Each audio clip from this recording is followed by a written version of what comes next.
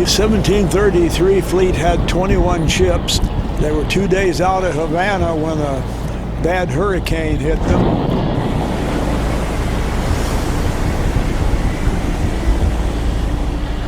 Three ships were refloated by the salvors, and 2 of them are still missing. And that leaves 16 that we know about today that have all been found and plotted.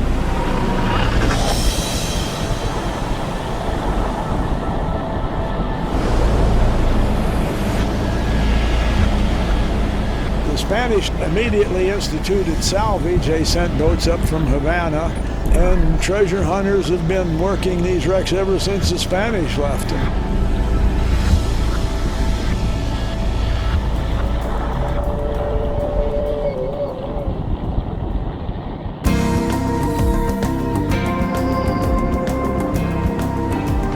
Shortly after Columbus's voyage of discovery, the Spanish started sending treasure fleets back to Spain. And they did that for more than 300 years. 300 years of treasure fleets going right past our little island here.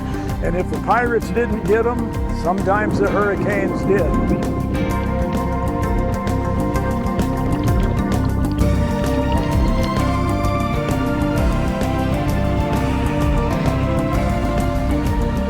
There's nothing like the sound of silver. This is what it's all about. There's one thing for sure, if you don't go out and look, you'll never find it.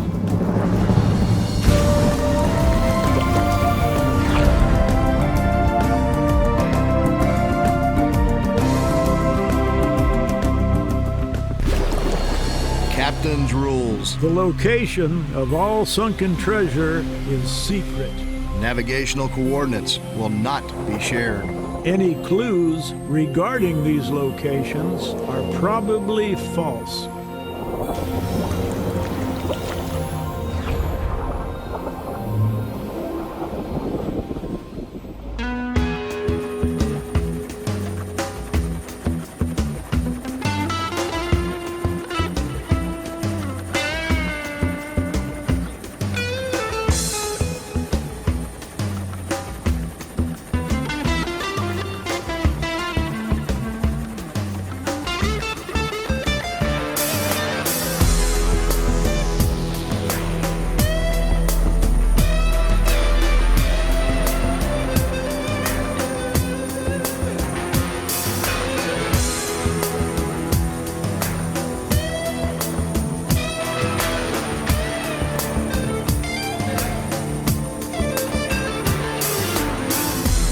We're going to go out to the Elefante.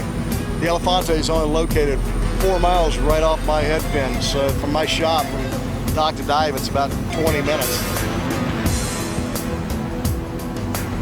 It's one of the 16 ships that went down during the hurricane in 1733.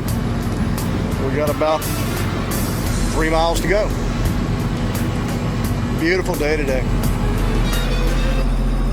We're extremely lucky in having that fleet right offshore. And so we're going to go dive that and kind of show everybody what a Spanish galleon looks like after being down for almost 300 years. Hurricane got them, tore them up, they went right aground, they started skipping across, and this is where they broke up at.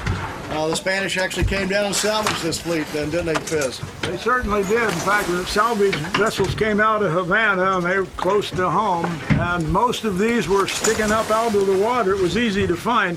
One of the first things they did was burn them to the water line, made the treasure more accessible, plus any pirates coming up and down wouldn't see them sticking out of the water. We will find something. I mean, I've never been skunked. Most of those rocks are on that side of the boat, so when you jump in, head over that way, okay?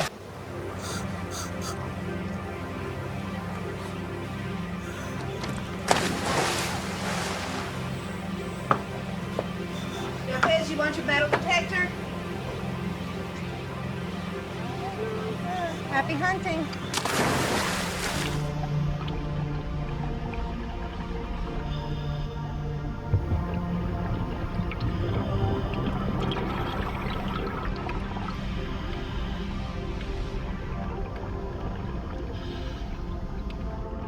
The main galleon of the fleet was, of course, the Capitana, but the El Infante was also one of the large galleons that carried a lot of the king's treasure.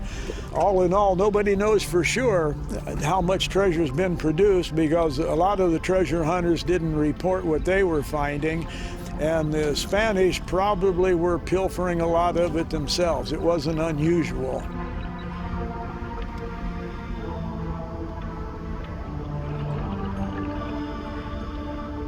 Carrie Cagnier happens to be the curator of the diving museum down in Islamorada, Florida. They've got some nice sunken treasure on display there.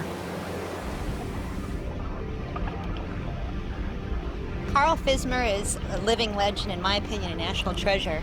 He's our current generation of a legacy of treasure divers here in the Upper Keys, and he comes with just a wealth of knowledge that you're hard-pressed to find anywhere else.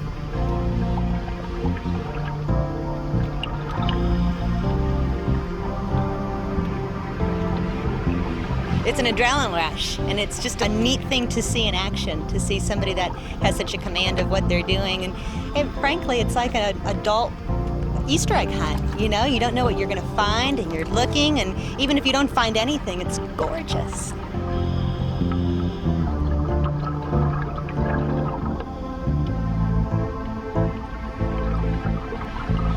The area for the Elefante is just a rubble area. There's not really any distinguishable features from a ship anymore, so I think that was really kind of surprising to a lot of people.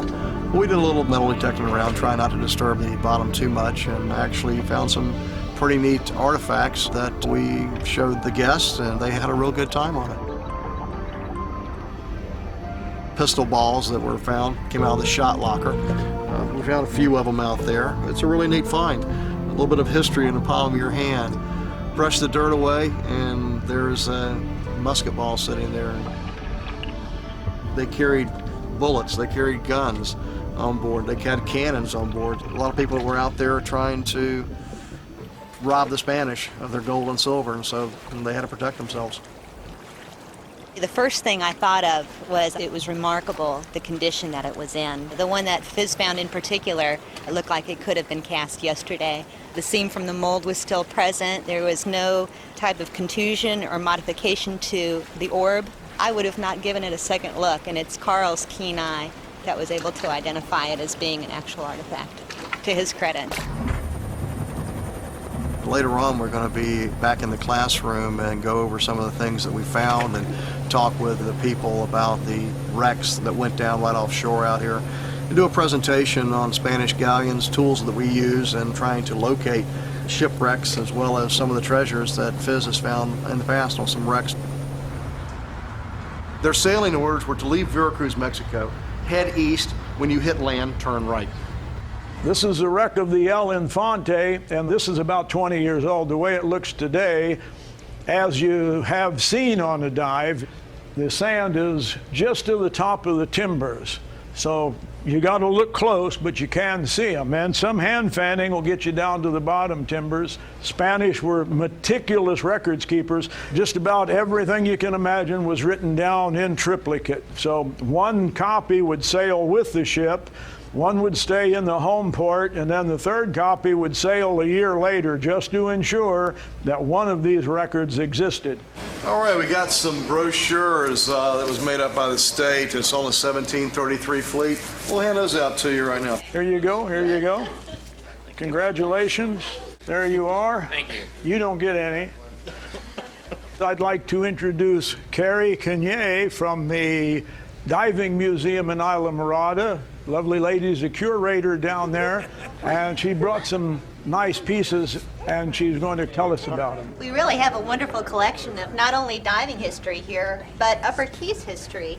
The plate that we see here, which is on loan to us graciously from Captain Fismer, is from the 1733 treasure fleet, or plate fleet as it's called. It goes back into The 1733 plate fleet brochure that's put out by the Division of Cultural Affairs from the state of Florida It provides some historical insight into each of the individual wrecks from the 1733 fleet. I've noticed looking through this brochure that the state provides the GPS coordinates. Aren't they afraid that someone's going to go in and find treasure?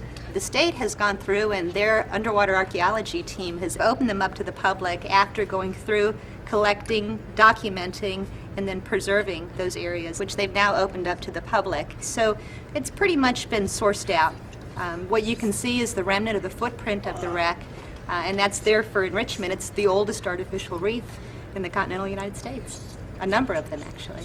Carey thought that the state didn't mind giving locations on the 1733 fleet because they'd pretty much went through and collected everything of value. And I had to open my big mouth and say, I doubt that. So there's nothing left to find? You'd be very hard-pressed, I think, to find anything after the state. I'm pretty good at hard-pressed. I wouldn't mind taking a shot at it. Really? Mm-hmm. Well, I tell you what, I'll throw down the gauntlet. I'll give you a week on the 1733 fleet to see if you can pull anything off of that the state may have missed. My choice of wrecks. Yes, sir. What's the bet? Dinner. Deal. His challenge is to endeavor to find something of particular and significant interest that still remains on these sites. He has a week to do it, and if he's successful, I will buy him dinner. I think he was pretty quick in saying he could find something out there, regardless if he wins or loses, right? He goes out to dinner with Carey, so I think that's probably has a lot to do with it. I'm very curious to see what he comes up with at the end of this challenge. I think we should pick where we're not going to go first, the ones that are physically impossible. The 1733 fleet has been worked since Art McKee's days. We're talking the last 40, 50 years. So if there's anything out there, it's going to be very, very hard to find, and we've got a week to do it. If there's any glory holes, they'll be in the scatter. But we need to go south of the ballast, and we can go all the way down as far as Davis. That's about where it came over. He's asked me to help, wants me to go out there and pull out all the stops and use my dive boats and any other vessels to get out there. So, of course, he's my partner. I'll do what I can. He's asked me to do this as a favor for him, and by all means, he'd do the same for me. And the secret is getting in the scatter, and that will be our secret. I don't like educating too many people.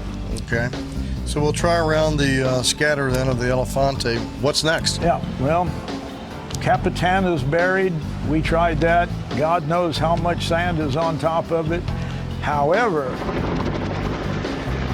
on the scatter of the Capitana, going westerly, about 2 miles, there's a place Art McKee told me about 35 years ago. It's called the Black Ledge.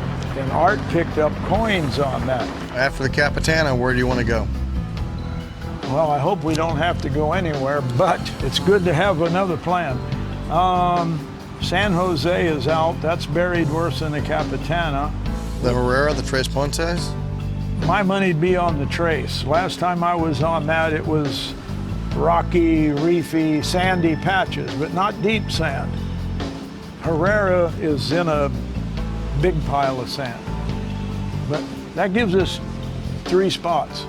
Infante Scatter, Black Ledge from the Capitana, and if those fall on their butt, we'll go to the Trace. I think we got a heck of a chance, especially in that Infante Scatter. You keep saying we. I mean, this is your bet, not mine. You're the one's going to pay. I'm not going to pay. Can you loan me some money? I'm not going to loan you any money either. We got to find this thing. We got to find this and do it pretty quick. Let's go do it. The main galleon of the fleet was, of course, the Capitana, but the El Infante was also one of the large galleons that carried a lot of the king's treasure. It was named after the infant, Jesus. Every treasure hunter in the world's been diving on it at one time or another. And in my humble opinion, the best place to find something good, that is, a glory hole maybe, is in the scatter. Run the ballast, go south a couple of 100 yards, and that's what we'll try. When you get on the main site, you have to work south or work to the west. That's the 2 scatter areas.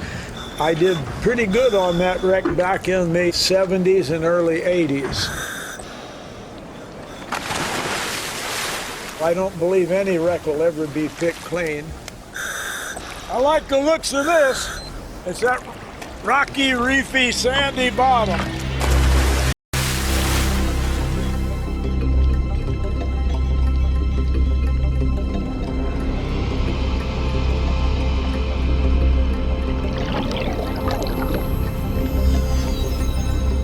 We're about a little over 100 yards off the main ballast on the Infante. The range markers, when you look down to the south, is Davis and Alligator. And once you line those up, there's only one crossing you can make come in this direction. That's right over top of the ballast. The Infante came over down near Davis, bumped all along the bottom in here. The bulk of the Spanish treasure was in silver, and it wouldn't have been unusual for a big galleon to be carrying anywhere 300,000, 400,000, 500,000 pesos. And I'm sure there's still a lot of them out there. Probably your best bet, like I've said before, is looking in the scatter rather than right on the main sites, because it's true, everybody has picked over the main wreck areas, including the state and the park people.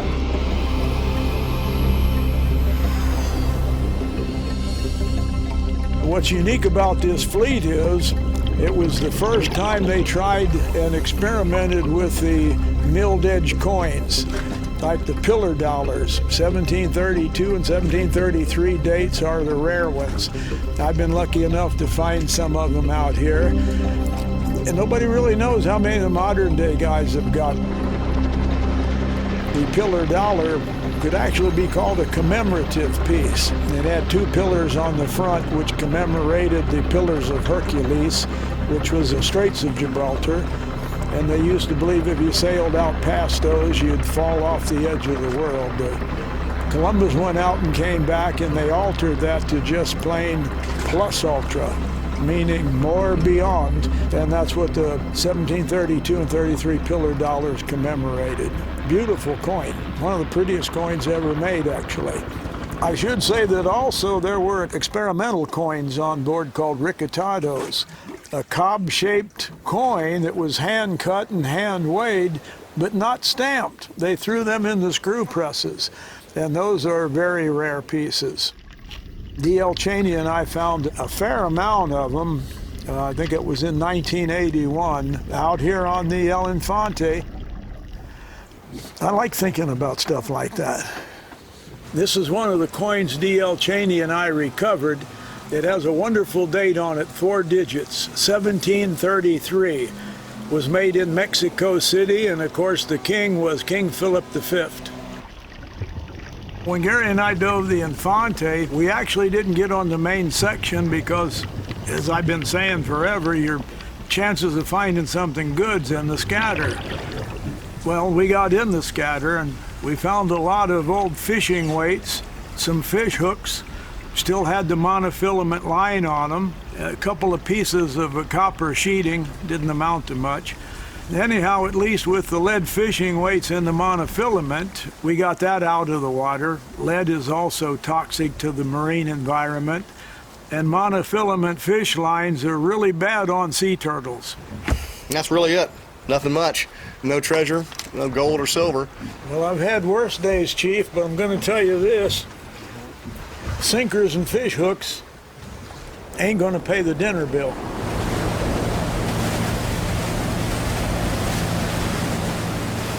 There was a Capitana in every Spanish fleet, so for over 300 years of sailing the treasure fleets, the main ship, the leader, the boss, as it were, would be the Capitana. And it was the Capitana's job to lead the way, and all the other ships would be following behind him.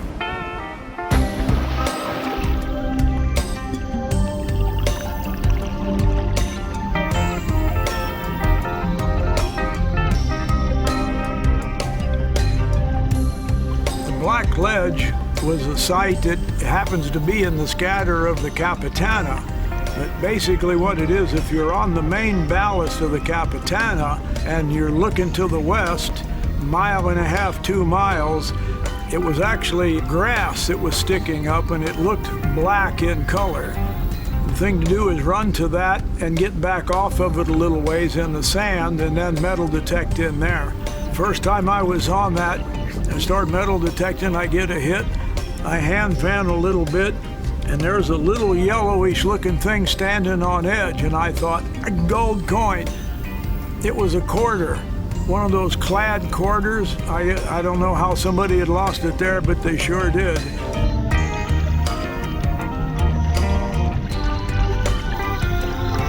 I think the Capitan of the 1733 fleet was manifested to have about 500,000 pesos. Most of the time, there would be more than what was manifested being smuggled. So when that ship was salvaged, they salvaged more than the original 500,000. In other words, the king made money on that wreck.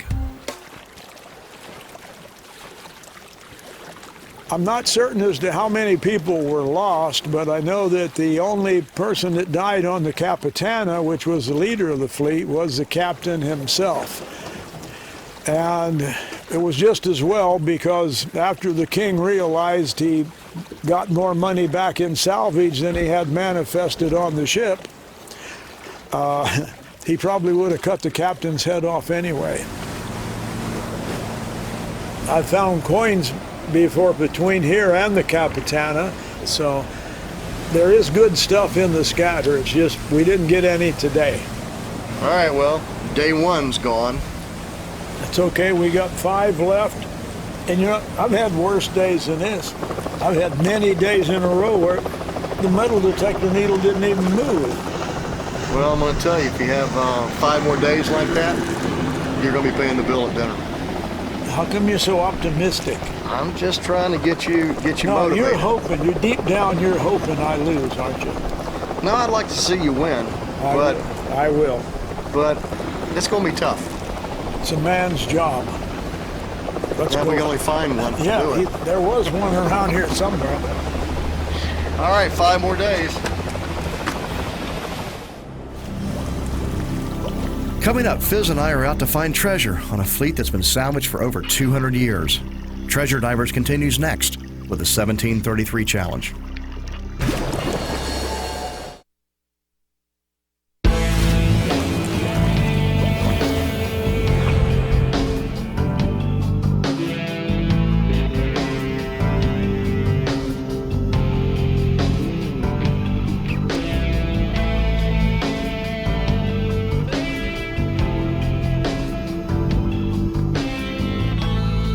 So Carrie's challenge to Fizz was to find something on the 1733 fleet. She indicated that the state had been working it pretty heavily and had probably gotten everything off of it. I'm pretty good at hard pressed. Dinner. Deal. Fizz, being the individual and tenacious as he is, and also probably wanted to go out to dinner, took that challenge from Carrie. It's going to be funny to see if he can actually pull this thing off. I mean, that'd be great. But if he doesn't pull it off, it's going to be a little probably embarrassing to him. So we'll just have to wait and see.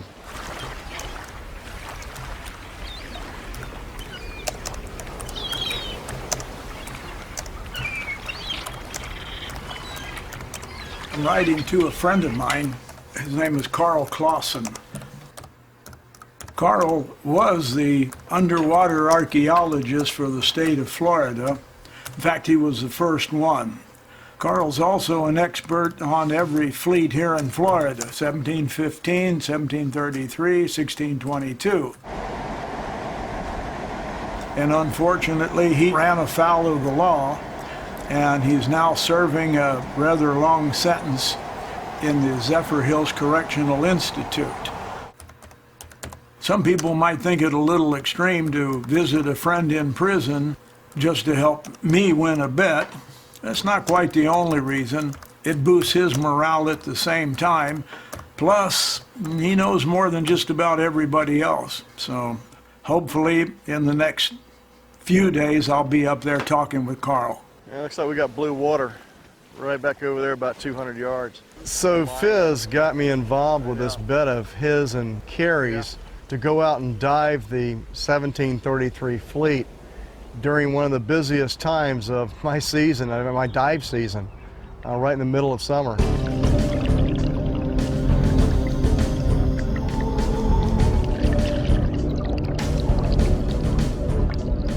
One day we were out in the area where the San Pedro went down. The Florida Keys Marine Sanctuary has actually recreated what it may look like back whenever it went down. I didn't expect to find anything out there, but I did want to take a look. The big ballast mound was still intact, and some of the cannons laying off to the side there, which would be kind of indicative of what a Spanish galleon would look like after it wrecked. You know, at least we could cross out that one off the list and say we'd been there and taken a look. What'd they make that black ink out of? Wasn't indigo, was it? To help us choose our next dive, Fizz checks in with fellow historian and treasure diver Jack Haskins. Jack Haskins is the #1 man in this business today. Jack is a researcher, for starters, and he can translate archaic Spanish. And Jack is responsible, through his research, for more Spanish treasure being recovered than anyone else. As a matter of fact, one time Jack had 5 old Spanish maps for when they were salvaging the 1733 fleet. He compared them to today's modern charts, and he figured out where the wreck of the Angustias was. So he took his boat there, jumped in the water, and in 45 minutes he located the Angustias, one of the Spanish galleons of the 1733 fleet. Jack also recovered one of the rarest gold coins in the world off of that same wreck. It was a 4 escudo King Philip V portrait coin dated 1732, and that was the first year portrait gold coins were made. Extremely rare piece. Craig Keyrack. I always call on him, especially when I'm in a bind, and I'm pretty much up against the wall on this bet with Kerry. So I had to get his opinion on where the best places would be on the 1733 fleet. If you had to pick one of the 1733 wrecks to find some treasure on, what one would you pick? That's a good question. But the one I'd pick hasn't been found yet. But I hope to be the one that finds it. There's 2 missing galleons, and one of them should be quite rich. And of course his first answer was, well, the best place to get coins on a 1733 galleon would be one of the ones that isn't found yet. I guess that's his way of trying to poke fun at me for getting into a bet like this. What's your #2 choice? Jack's second choice of the 1733 fleet was the wreck of the San Francisco. Ballast pile is pretty much intact, and it's a beautiful dive, but there has to be coins around that thing. We've got excellent weather today, so we're going to go dive the San Francisco and see what's down there.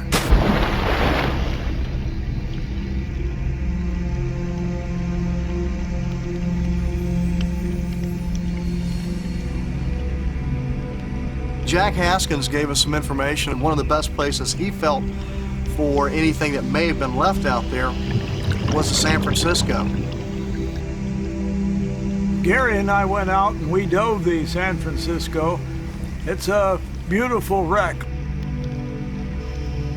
That was a treat for me. I'd never been on that wreck before, and it was remarkably in pretty good shape as far as the ballast mound goes. It's only sitting in about 8 or 10 feet of water, so the whole dive was extremely shallow. Ballast stones were used as a counterweight to stabilize the sailing ships. These stones have metallic properties from the way they were formed. Of course, your metal detectors don't do good on the ballast pile. The rocks are hot and they'll set your machines off. So we got out towards shore. That's the best way to go. And we got a lot of hits. We've got a lot of hits that were out in the area towards shore. One of them that we got was a little sliver. I mean, we're talking just a real tiny bit of what appeared to be silver. Small oxidized piece. I believe it used to be a coin, but in salt water, the silver will, over the years, oxidize down to nothing and then disappear. This one was well on its way to disappearing. So, wasn't enough to win the bet with.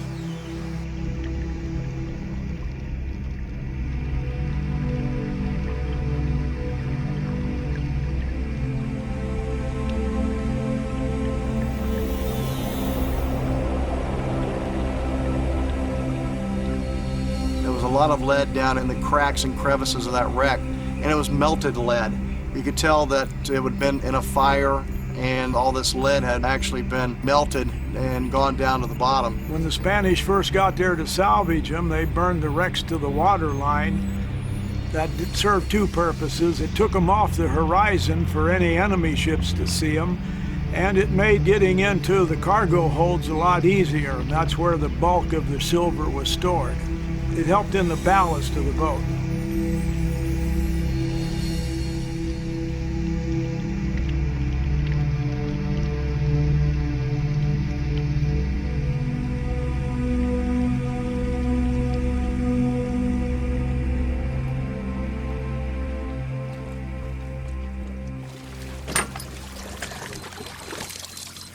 I found a little bit down there.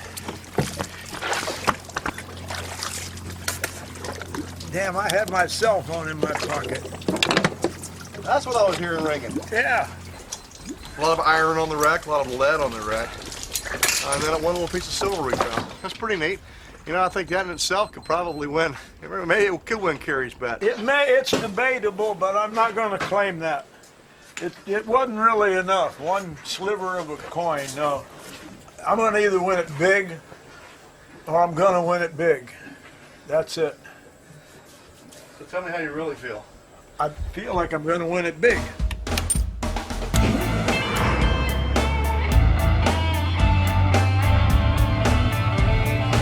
We should maybe go up and talk to Bob Weller. He was on here like shortly after the Spanish crashed. Is that old? That's how long he'd been around. Bob was actually here before Jack got here. And he's still got a lot of wonderful 1733 material, a lot of really nice artifacts. We found a lot of stuff. I've had a lot worse days than what we did right here, a lot worse. Well, you better do a lot better than what you have been doing, or else you're going to be winding up buying dinner. I'm working on it. I hope you can pull a rabbit out of your hat. I'm glad you said hat. Gold chain was all in a ball. Next, treasure diving legend Bob Frogfoot Weller shares rare artifacts from his personal collection and sends us off to dive more of the sunken fleet.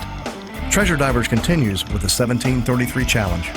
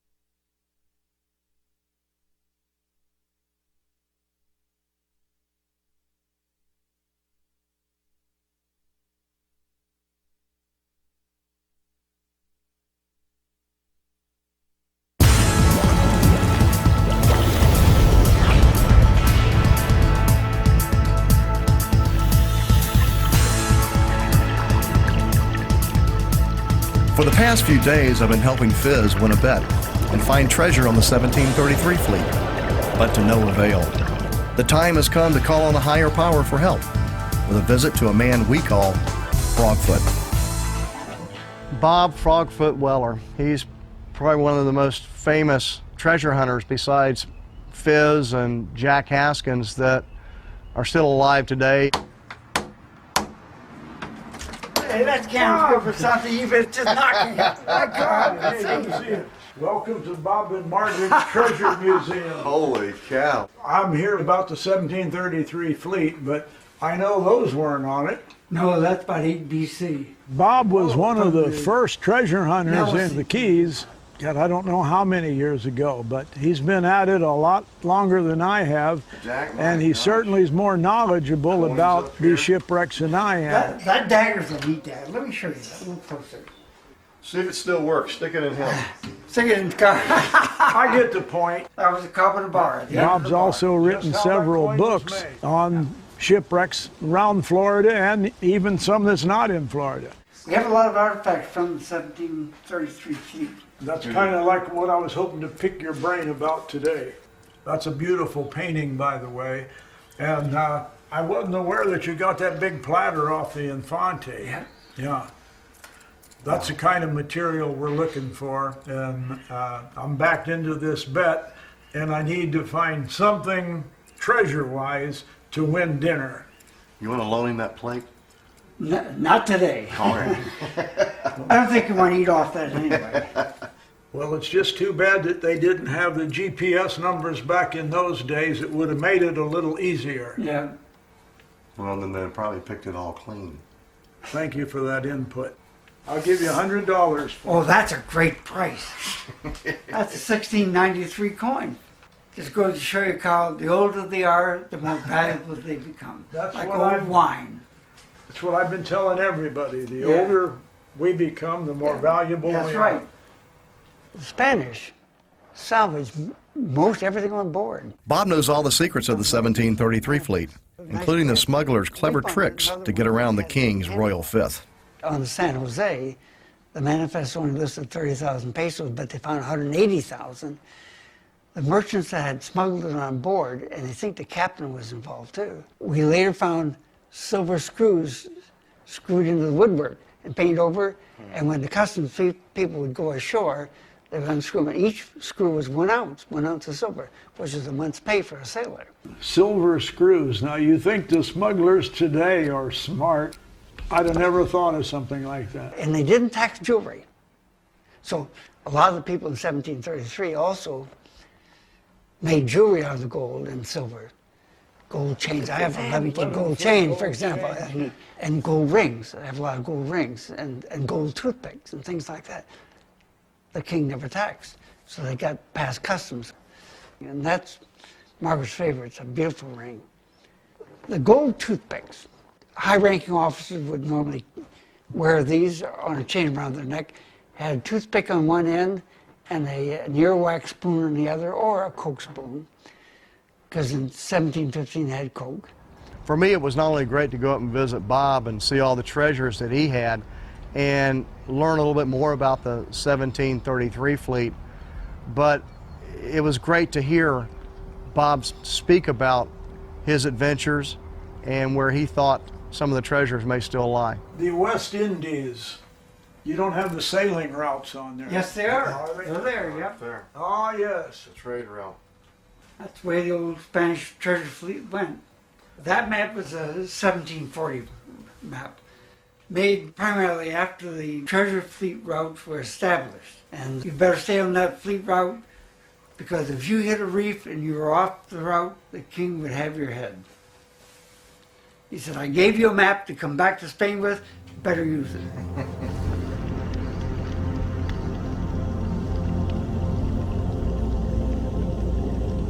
What do you think about it? You think there's anything left out there on the 1733? I've been saying the scatter is the best place Oh, to yeah. look. Absolutely. When we worked the 1733 fleet, we thought everything was in the ballast pile. You worked the ballast pile, and when Right you on finished top. that, you were done.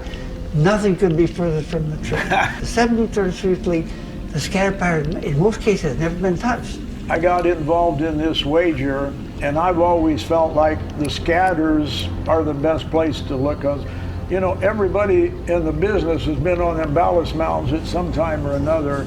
And I'm thinking Capitana and the Trace, if you had to go in there and find something, where would you look? Oh, that's easy. The important thing is this, that when the Capitana sank, the top decks were still out of water. And over the years, the hurricanes and winds and that would carry this stuff into what they call a scatter pattern. There's still 5 boxes of silver pieces of 8 missing from the Capitana, each one carrying 3,000 pieces of 8. And that would have gone right down to hard bottom. And there'll always be more left, more to find. Never find it I'm all. a firm believer in that. Actually, I feel so lucky today. I'm trying to decide which restaurant we should go to. And I know it's going to be one of those ones I've never been to before. Great. After we visited with Bob for an afternoon, he gave us some great information of where we should go look on the 1733 fleet. One of the wrecks he talked about, and we actually went out and dove, was the Capitana.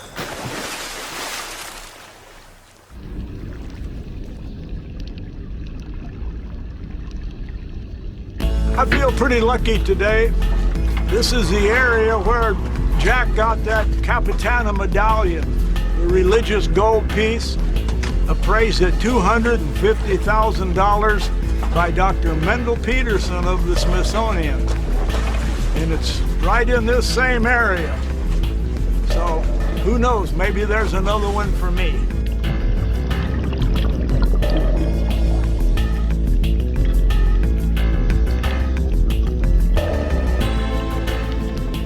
We found some rocks, ballast stone, a lot of sandy area. That whole area has looked like it's been worked a lot. And we did get a hit out there, and we did find a metal pin, an iron pin. That was a neat find. At first, whenever I uncovered that a little bit, I thought it was silver. It was shiny so much. You think of iron as being rusty, brown metal. Well, this wasn't. This was shiny silver. And I first thought he'd struck the mother lode, that here was a piece of silver, but it wasn't. It was just an iron pin. 18 inches long. It was square and looked like it had been violently ripped off the ship. In other words, it was bent a little bit, and you can see where it was cracked. Next, we splash the site of the Tres Puentes, another favorite of Frogfoot and Fizz.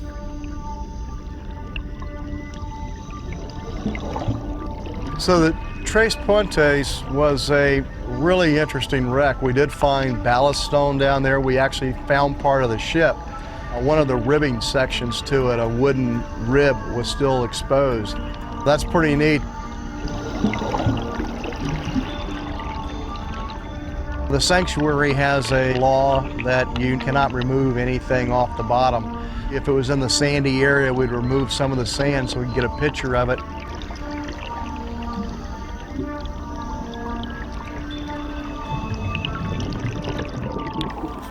The shipwrecks of the 1733. One by one, we're crossing them off the list. Since the Chavez sits just offshore in about 7 feet of water, I'll let Fizz handle that one on his own. I loaded up the dinghy with some scuba gear, and the Chavez is the easiest, closest one to get to when you got a little boat.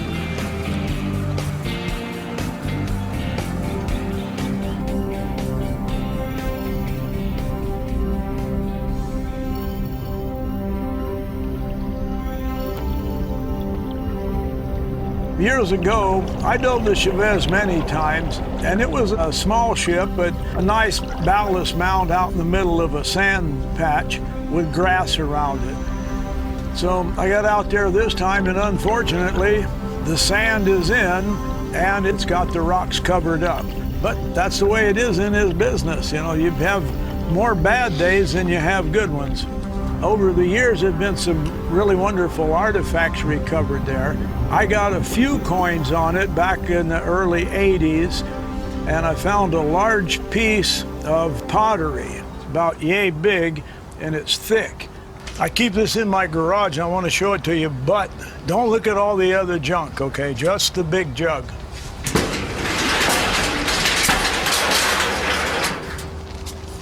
An Alibaba jar. And that was the largest jug carried on the Spanish galleons. They would use to transport wine in it, you know, so they'd always have something to drink.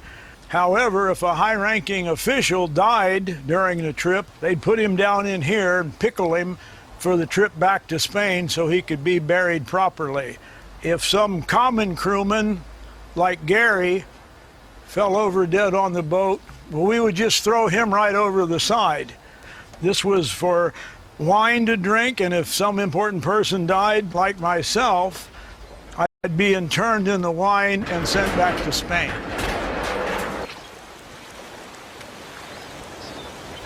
The Spanish would set up salvage camps usually on some of the small islands nearby the wrecks. That way they'd have a base to put all the treasure they were recovering.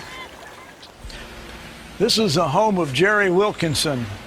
Jerry's kind of a one-man clearinghouse for Florida Keys historical information. Well, Jerry, I got into a bit of a situation making this bet for dinner, and I need to know a lot of 1733 information. So, do you have any idea where the Spanish salvage camps were? I hear rumors. And I'm glad you used the word rumors, because that's all I have also. But we do have a map, you know, where the wrecks were, and we can make some assumptions just by the fact that they didn't have motorboats to run in, that they probably camped very nearby where they could sail or row their boats from the wrecks. And the numbers that's on the index would be the numbers that are seen beside where each of these shipwrecks. And here's the line of keys, the little circles and so forth, and the numbers are off to the right and where each ship had sunk. Number 5, that's the Capitana. And 6 is the Chavez, right down there. Right below it. Yeah, that's true. Anyway, Jack had reason to believe that one of the salvage camps would be where Whale Harbor Resort is today. And that would be relatively close. What would be in there? The Chavez is close, Tres Puentes and the Herrera. It'd be a good location, and even today it's real breezy blowing through there. I mean, even though it isn't an out island, that might have been a good place to set it up. Well, it would be because, you know, Whale Harbor would be right in this area in here somewhere, and the wrecks were lined up offshore some 3 or 4 miles. Right. Do you know how long it took the Spanish to complete their salvage operation? I think it started in 1733 and it's still going. It's ongoing today. So, as a matter of fact, your recent little excursion looking for treasure proves that. And why not, you know? We have a real treasure, something that's one of a kind. It's a piece of history.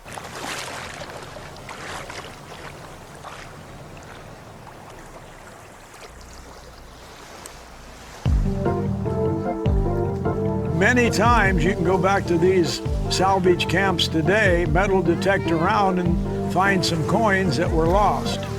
I did that down in Ecuador once on that Shandui Capitana wreck. We found the base camp, and darn if we didn't get more coins there than we did in the water diving. I like to poke along the shorelines just because the scatter runs to the west from where the galleons are sunk. I got over by the high school there on Plantation Key and rummaged around in the tree lines, in the tree roots. There was a couple of timbers from the Capitana, big ones stuck in the tree roots, and also a couple of the large balls of wax. They had beeswax, and they were taking it back to Spain to make candles out of it. And there it was, stuck in the tree roots since 1733. What are you trying to find? Coins. Coins? Have you Find found them? any? Over the years, yeah, thousands of them. Find anything cool today? No, not yet, but I'm working on it. Well, the best piece today is this piece of pottery, and my feeling is we might trade it for a couple of French fries. But Carrie, if you're watching this, I'm not giving up.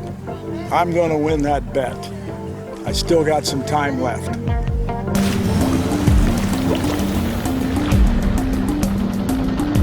A week of searching for treasure on the 1733 hasn't turned up a winner yet. Next, we get a big surprise, our last-ditch effort to win this crazy bet.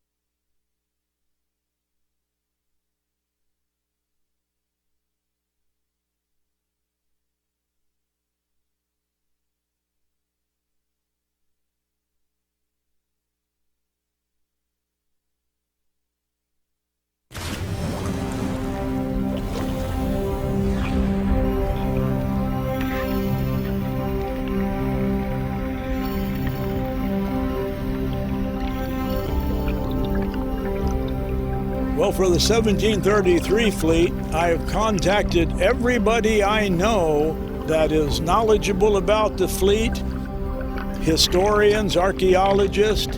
I've even contacted Carl Clausen, who I haven't heard back from him yet. Meanwhile, I'm not opposed to trying just about anything. Hi, you Kit Kat. We're running out of time, and I thought, why don't we try this psychic up on Key Largo? I made a bet some time ago, and now it's down to the last day. You need my help. Yes, I do. I use psychometry, so if I can have something of yours. Sure. Here you go. This is regarding treasure? Yes, it is. Okay. Well, the information that I'm getting is that about 3 minutes to 12 tonight. Midnight. 3 minutes to midnight. 3 minutes to midnight. You have to contemplate this problem, and by midnight, you will be enlightened. About 3 minutes to midnight, contemplate on the problem. Exactly. And by midnight, enlightenment. That's cutting it close, but it could save me. You will be enlightened with this information. Yes. Yes, this is going to work just fine. I got that feeling now. I got it. I'm gonna win this. I am going to win this.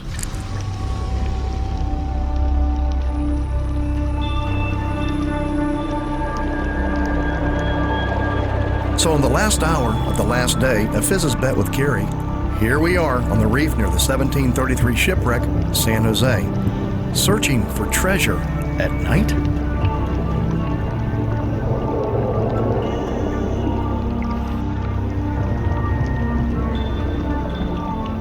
And at the stroke of midnight, check it out, the stroke of midnight, you're going to find enlightenment. Now, what exactly that meant was, I'm not sure,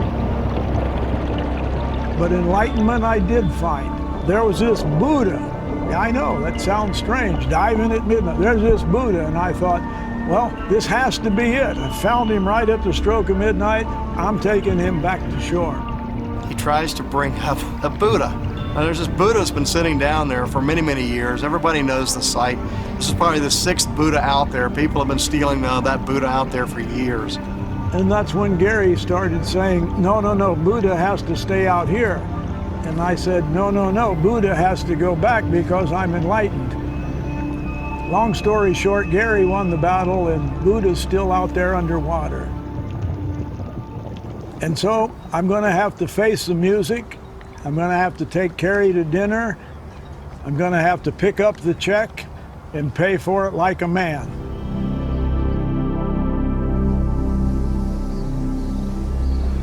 A win, lose, or draw, it's been a pleasure.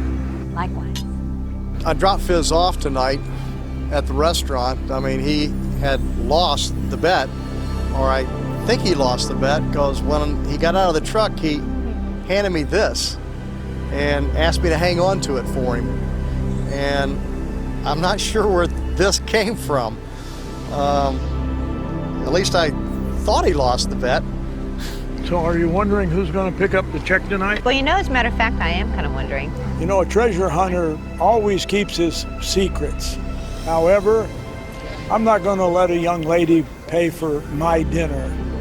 So I've decided I'm going to pick up the tab tonight. And we'll just see who wins or loses. Regardless of the outcome, I think that we have recovered a treasure, and that treasure is actually Carl. And I was supposed to find enlightenment. Enlightenment? With the breadth of knowledge that he has on history and his love of history and his ability to disseminate that history, it's better than a treasure. It's better than a coin. It's history. This was a perfect evening. Perfect. I'm going to have to make another bet next week.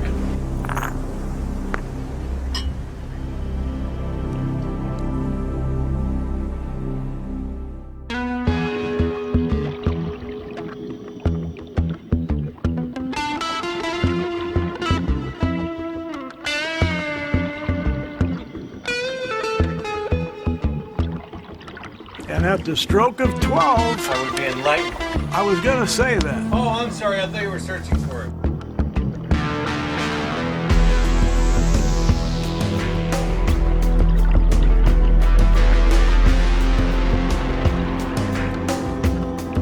I thought you were searching for the word. No, that's okay. I wasn't. I was building up to it. Yeah. All right. I'm sorry. That's okay.